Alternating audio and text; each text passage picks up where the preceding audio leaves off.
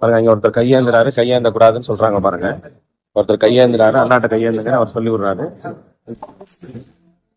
நம்ம வந்து இப்ப அந்த அந்த மக்பர் இருக்க இடத்துக்கு வந்திருக்கிறோம். இப்ப நீங்க பாத்தீங்க அப்படின்னா அந்த இடத்துல ரசூலுல்லாஹ், அபூபக்கர், உமர்னு போட்டிருக்கோம். பாருங்க, இங்க ஒருத்தர் கையேந்துறாரு, கையேந்த கூடாதுன்னு சொல்றாங்க பாருங்க. ஒருத்தர் கையேந்துறாரு, அண்ணாட்ட கையேந்துங்கன்னு அவர் சொல்லி விடுறாரு. இங்க பாருங்க, ரசூலுல்லாஹ் ஸல்லல்லாஹு அலைஹி வஸல்லம் மக்பர், அது அபூபக்கர் ரலியல்லாஹு அன்ஹு, அது உமர் ரலியல்லாஹு அன்ஹு பேரே போட்டிருப்பாங்க.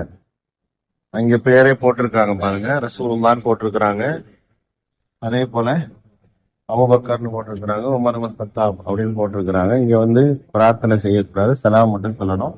அஸ்ஸலாமு அலைக்கும் யா ரசூலல்லாஹ், அஸ்ஸலாமு அலைக்கும் யா அபூபக்கர், அஸ்ஸலாமு அலைக்கும் யா உமர் இப்னு கத்தாப், யக்ஃபிருல்லாஹு லனா வ லக்கும் அன்தும் சாபிகுன் வ நஹ்னு பினாஸ.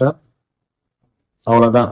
இங்க போய் கையேந்துறதோ துவா செய்யறதோ, இங்க பாருங்க எதனா கையை நீட்டி பண்றாங்க, அதெல்லாம் தப்பு.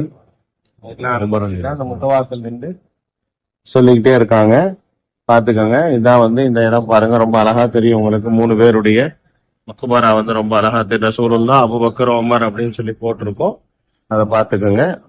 நடுவுல உள்ள கவுண்டர்ல, நடுவுல உள்ள கேட்ல தான் அவங்க அடக்கம் செய்யப்பட்டிருக்கிறாங்க. உள்ள மண்ணு தான் இருக்கும், உயர்ந்த கட்டிடங்கள்லாம் இருக்காது. ஜஸாக்குமுல்லாஹ் ஹைரா. அஸ்ஸலாமு அலைக்கும் வரஹ்மத்துல்லாஹ்.